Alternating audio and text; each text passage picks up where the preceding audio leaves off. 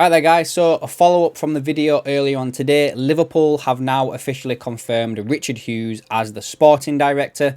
I'm going to read some quotes from the actual site itself, and then at the end there is an article with Paul Joyce that goes into a bit more of what we can expect from Richard Hughes, guys. So just to go over this a little bit quickly for you. So Liverpool can confirm the appointment of Richard Hughes as the club's sporting director, a post he will take up at the end of the season. It says here that he will officially take over responsibilities on June the 1st. Come on, guys. We all know that he's doing stuff already, yeah?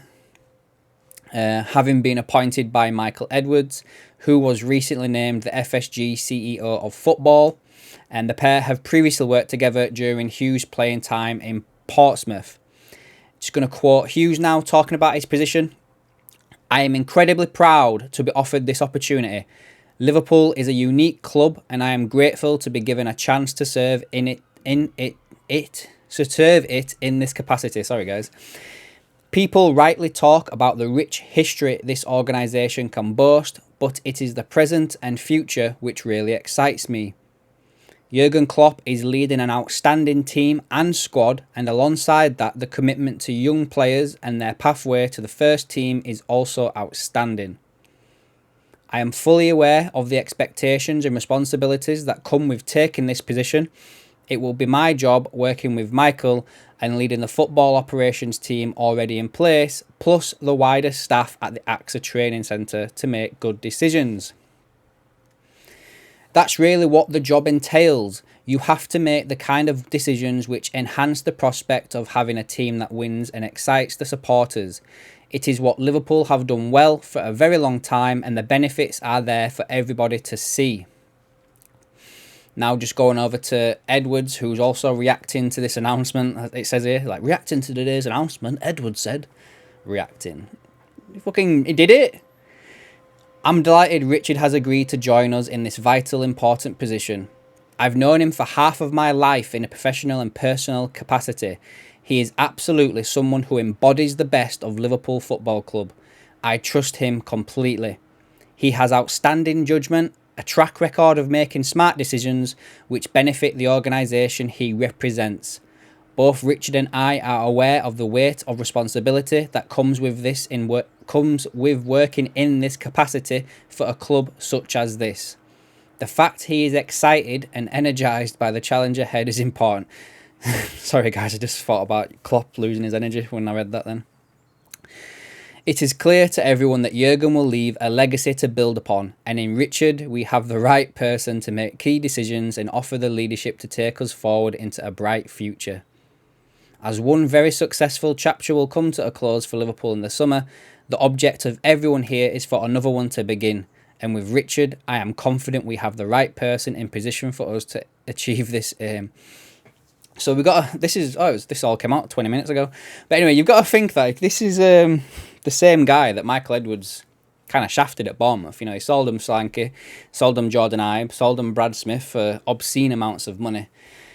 But yeah, it's confirmed, guys. So, right there, guys. So I've had to cut that there because it just cut out a little bit. So anyway, there's this article here for Paul Joyce, basically saying that Hughes advised Liverpool over Salah and Alisson and is a De Zerbi fan. There should be a little sense of trepidation for Richard Hughes as he prepares to officially take over as Liverpool's sporting director at the end of the season. This is Paul Joyce speaking about the appointment. After all, there were times during his tenure at Bournemouth that he found himself on the same wavelength and displaying the same vision as those already in situ during one of Liverpool's golden periods. Hughes targeted Robertson at Hull City, Harvey Elliott and Joe Gomez during his time at Bournemouth.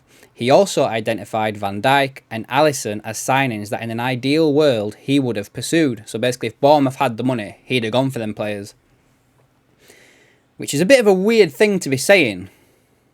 They're just trying to build them up by the sound of that there.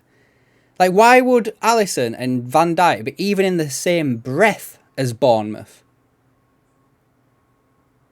That don't sit well with me, that there. He's building them up, trying to build that relationship between himself so he gets a bit of the juicy gossip. If on each occasion Liverpool's pulling and spending power left him to some extent frustrated, there was the consolation that his identification process had been highly efficient. The occasional scalp also tasted sweet, much to Liverpool's annoyance. Hughes was successful in persuading Lloyd Kelly to reject Liverpool and to go to Bournemouth in 2019. The deal prompted a begrudging and congratulations phone call to Hughes from Michael Edwards, then Liverpool sporting director. It is Edwards' appointment as chief executive of football at Liverpool's FSG that has now smoothed the wheels for the next step in Hughes' career. The closeness of this relationship stems from their time together at Portsmouth. We know about this. I'm not talking about that again. Not doing that. Right, so it says here, while in recent years Hughes and Edwards have become rivals in the transfer market, the differing budgets and aspirations at Liverpool and Bournemouth meant that there were also times when the latter would seek the insight and advice of the other to add weight to his own gut feeling on a target. Alisson was one of those players and Mohamed Salah another, that Hughes proved a sounding board for two deals that were struck with Roma should be of little surprise given the Scotsman grew up in Italy. Didn't know that. He also sought to appoint Roberto De Zerbi as Bournemouth's manager following the departure of Scott Parker, only for a delay in the change of ownership at the club allowing Brighton to get the Italian instead. De Zerbi will feature on a list of candidates to replace Klopp, while Hughes knows Xabi Alonso's agent, as he also represents Antonio Areola, the Bournemouth manager. It will be Hughes who will make that appointment with the support from Edwards, although he will not be micromanaged. Which is probably what Edwards didn't like. But again, I still kind of feel like that this whole manager thing's sorted. I think it'd be too far down the line now for him to change his mind and try and get somebody else in. A long-standing desire to work with him again has come to fruition because Edwards respects and trusts Hughes' football knowledge. He also perhaps sees something of himself in the 44-year-old. That is, a sporting director who will be football first, looking deeper than the club's status to assess individual performance rather than being operationally focused. While a list of players Hughes signed at Bournemouth include names such as Nathan Ake, David Brooks, Aaron Ramsdale, Dominic Solanke, it would be remiss not to mention Jordan Ibe and Brad Smith, who were far less successful deals earlier in his reign as a technical director. Both were signed from Liverpool, although it is understood that Hughes was less of a driving force in those deals, which served as a lesson to him. Of course he did. Of course he was not involved in those deals. Oh my days, this is such a blowing smoke up Hughes' arse piece. It's unreal. Like, we've seen all the stuff about Hughes since it was announced that he was going to potentially take over, about how we shafted him and sold them players to him, and they'd have seen this on media, and now they're saying like, nah, he had nothing to do with those. No.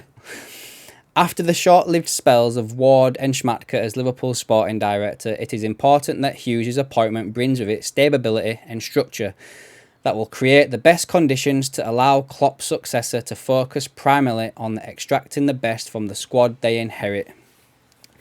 To that end, there is need for clarity on the futures of Van Dijk, Salah and Trent. All three will have 1 year remaining on their contracts in the summer, and there is a sense of surprise in some quarters that more of an effort has not already been made to tie them down. There are some at Liverpool who believe that even allowing for the success in Klopp's era, stepping into German shoes should not prompt apprehension. All that is needed is the ideal candidate to possess the cojones to accept the challenge. It will be up to Hughes to now help prove that this is indeed the case. Oh my days. Like, there's bits in this that I do like, but it's a bit of a fluff piece, innit? At the same time. Guys, let me know in the comments below what you think on that. I've just given you my thoughts on it. Basically, that's a fluff piece to blow smoke up Hughes' arse, is that. All that discourse that's been going around regarding Ibe and Smith, that he was shafted with buying from Liverpool, and then this piece is like, no, I had not to do with it. Right, guys, let me know down in the comments what you think on all of that, and I'll catch you in the next one.